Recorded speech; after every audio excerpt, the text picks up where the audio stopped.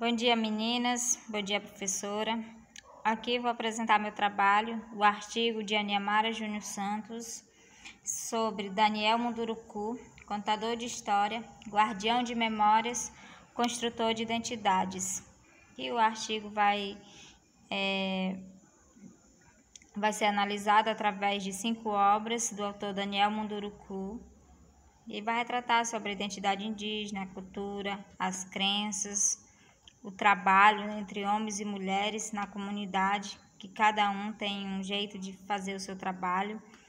E foram analisados 5 povos para fazer este artigo.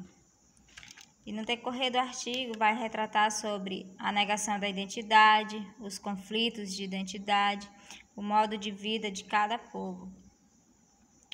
Este artigo reflete sobre a proposição de novas identidades indígenas em 5 obras memorialistas pelo escritor Daniel Munduruku, um dos principais nomes da literatura indígena contemporânea, desvelando e modificando a percepção da sociedade brasileira não indígena quanto ao universo nativo brasileiro pela palavra escrita.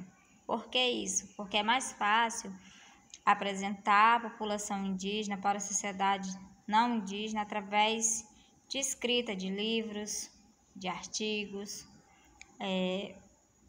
de literatura, porque para a população não indígena, o indígena só é índio quando ele está lá na sua comunidade, porque quando ele vem para a cidade, ele deixa de ser índio, mas não é isso que acontece. Ele pode negar sua identidade, mas ele nunca vai deixar de ser índio.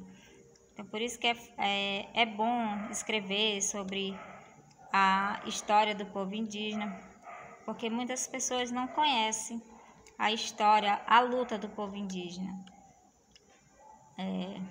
E assim vai no decorrer do artigo retratando tudo isso, né?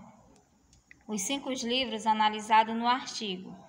O primeiro é Meu Avô Apolinário, um mergulho no rio da minha memória.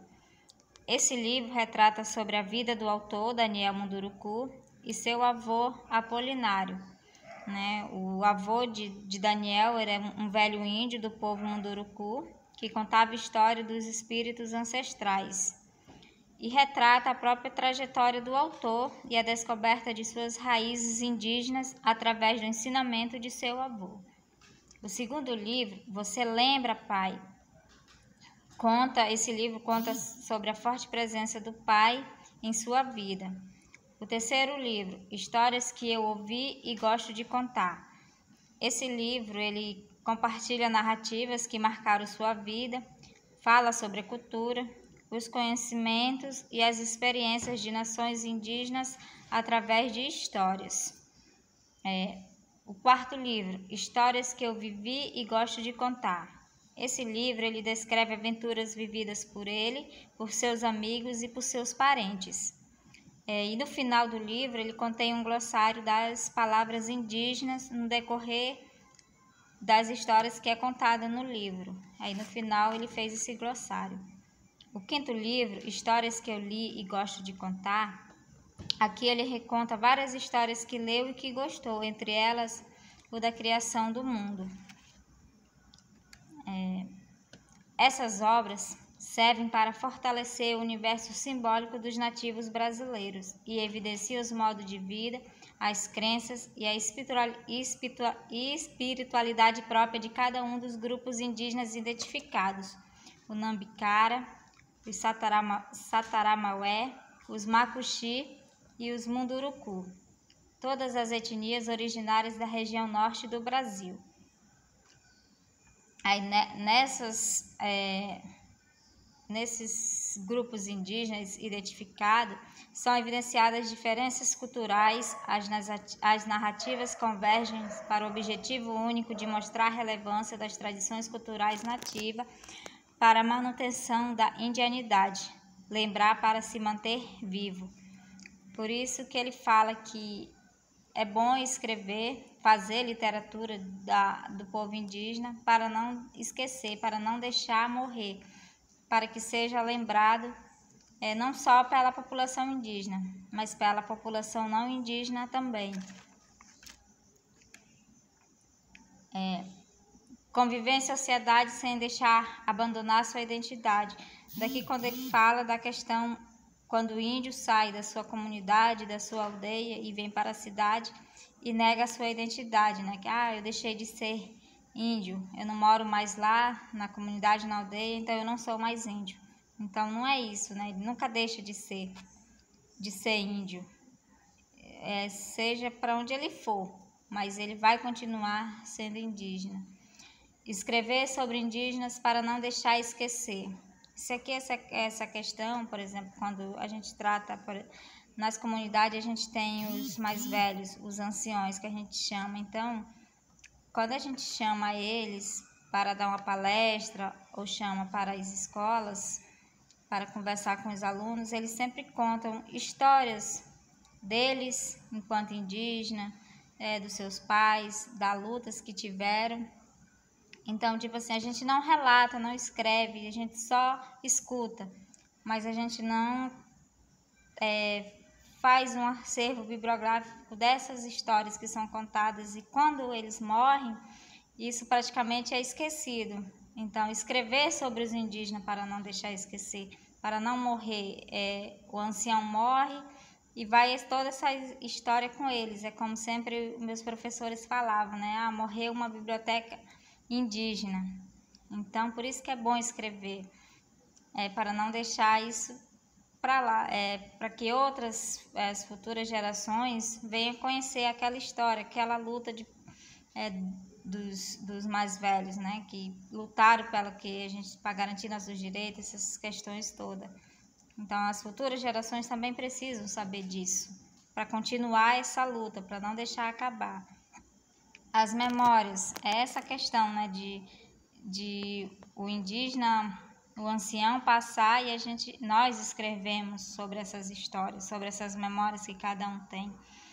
A literatura é concebida como ato de memória. Por isso que é bom, né, escrever, deixar lá na escola, deixar na comunidade, deixar com alguém que se responsabilize para transmitir essas histórias para outras populações que não conhecem da história indígena, para as crianças que hoje, né, são os futuros tuxauas, os futuros líderes das comunidades, né? E também entre as culturas indígenas existe uma conexão intrínseca entre memória oral e memória corporal. Memória oral é essa questão de transmitir as histórias para as crianças indígenas, sobre as orações que os pajés têm e transmite também para os mais jovens, para continuar essa oração que eles têm. Na verdade é uma oração, né? E isso vai retratar a questão indígena, a história do povo indígena. E que nem a memória corporal, porque cada povo tem a sua pintura, né? E isso também é uma história, é uma marca do povo indígena, essa questão de pintura corporal. E as duas, memória oral e memória corporal, estão juntas, porque a partir do momento que você ouve uma história e relaciona a uma pintura, você já sabe a qual povo pertence aquilo, né? Aquelas pinturas. Que nem o povo Macuxi tem, o povo Wapixana tem, o povo Taurepang tem, o povo Yanomami tem. Então são essas questões, uma está ligada à outra, né? Os ameríndios acreditam que um povo sem passado é um povo perdido no tempo e no espaço. É essa a questão da sociedade não indígena, que trata o índio desse jeito, um povo sem história, um povo sem cultura, né? Só porque eu moro lá numa comunidade indígena, eu tenho celular, eu tenho internet, eu deixei de ser índio. É como eles falam, o índio hoje, essa é a cultura, porque para eles, né, o índio, aquele índio que é pelado, que vive pelado no meio do mato, mas não é isso, só porque o indígena conquistou isso também, mas ele não deixou de ser índio.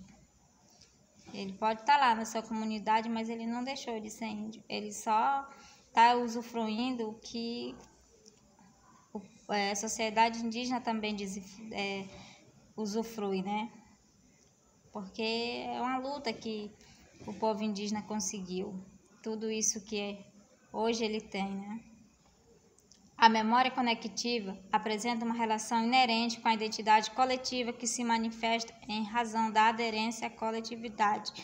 Isso aqui é muito do povo indígena, né? Trabalho em coletividade, nos seus trabalhos de roças, nas festas que realiza, né? Nos ajuris. Então isso é uma coisa assim que cada povo indígena tem, é essa coletividade.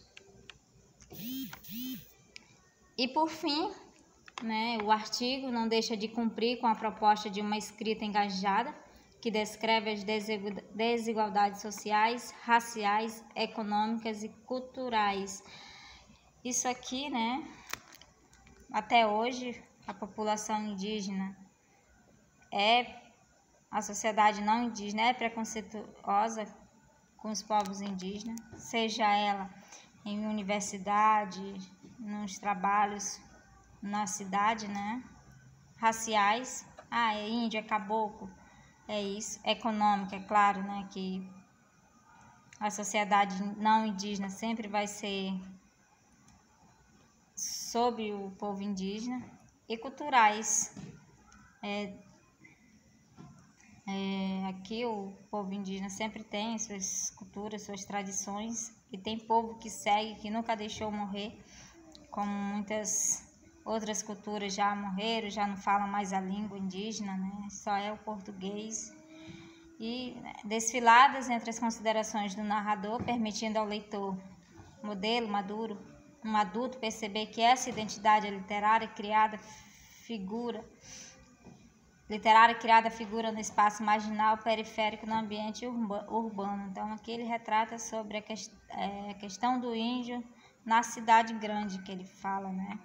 Que trata sobre essa questão de negar a identidade, de deixar de ser índio. Então, ele entra em conflito com a sua identidade, quando ele nega não ser mais índio.